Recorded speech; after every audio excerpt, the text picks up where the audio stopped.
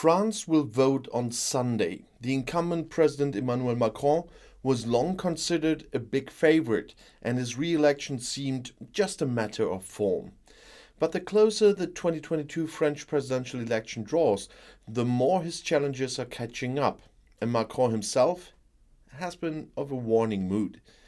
Overshadowed by the Ukraine war, the competition for France's highest public office is drawing to a close. This Sunday is the first round. 2 weeks later, maybe the decision.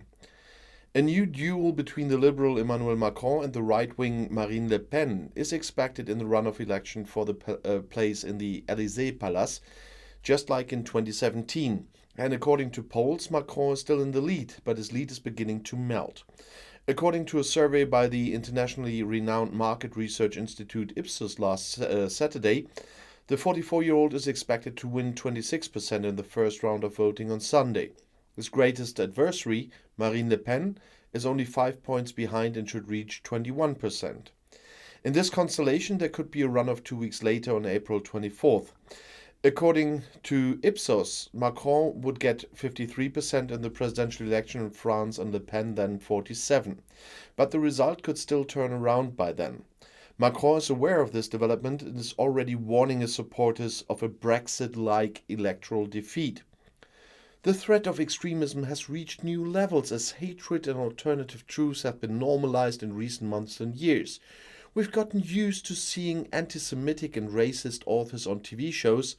That's what Macron said in front of 35,000 spectators at a stadium outside Paris. And he said, "Look what happened with Brexit and so many other elections. It was unlikely what actually happened in the end. That's why I want to tell you nothing is impossible." And that's why Macron reminded everyone urgently. The turnout could become all the more important because some leftists are now likely to have a significant problem given their votes to the ex-socialist Macron. Because while the former economics minister once wanted to unite left and right-wing positions as the center president, he's currently dealing with conservative issues. And in addition, 40% of the eligible voters are still undecided. And Le Pen appears to be benefiting from this. In her third attempt at the French presidential election, the French right-wing populist has greater chances than ever of winning the election.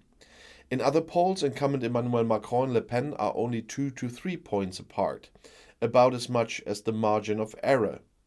Yes, I can win this presidential election and I will, with the help of the French people. They understood if they vote, they will win. That's what Le Pen said recently. Initially, it appeared that Le Pen would face stiff competition on her right-wing territory from far-right populist Eric Zemmour. But ultimately, Zemmour helped her appear more serious and less radical. Experts warn of a kind of she-wolf in sheep's clothing because her program still contains extreme demands. For example, they play the increasing Islamophobia in France in the cards. For a short time, the political newcomer, dubbed by some as the French Donald Trump, was second in the polls. Zemmour, who has been convicted several times for racist statements, caused a stir with extreme positions. In the run-up to the election, it was Zemmour and Le Pen as a duo that drove the others ahead of them with issues such as migration, security, and national identity. Now, however, Zemmour has fallen behind in the polls. While the competitors switched to the topic of purchasing energy, which had become even more elementary as a result of the Ukraine war, he stuck to his favorite topic of migration. It is believed that some of his fans could vote for Le Pen in the first ballot already. And with a Brexit comparison Macron brought up, he is quite right about this one. There is a real danger for him now, and we saw the danger in the results of the Brexit vote. Too many people thought, they will vote for no anyway, so I don't have to go to the vote. And that was especially among the younger voters who would have voted no, but they just didn't go. And the people who wanted to vote yes, they did go, because they thought they didn't think it's a clear victory for one side, and they wanted to do their best. But the people on the no side, they were sure of their victory and didn't bother to go. And what was the end result? Something almost nobody expected. And exactly the same can happen in France now. if too many of Macron's voters think, well, it's an easy thing, and they don't go to vote, well, in the end, they might end up with Le Pen as president, which, sorry, French people voting for her, but nobody with a sound mind could do that. And there are more elections coming up, so it's quite an interesting election time at the moment. There's also elections in the UK, and it's local elections, and very important for Northern Ireland, for example, but not general elections, but still a very important thing. And the results will be very important for the future of a lot of developments.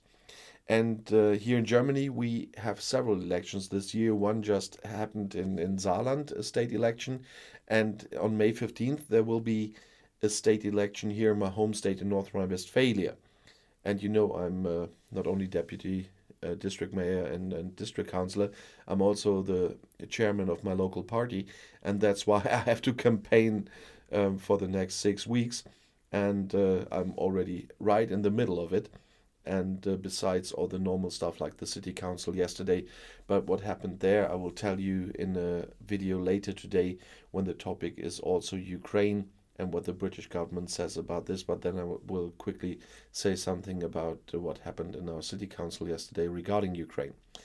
And that's the reason why from time to time on my other channels there might not be videos for one day, because I'm up to here with appointments and the campaigning and my voluntary political work.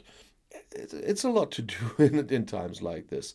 It's not only the campaigning now, of course, the normal developments, the energy prices, the Ukraine war is keeping us very busy here. And I still do everything I can to bring you the videos you deserve and you do expect from me. And I'll see you in my next video at noon. Bis gleich.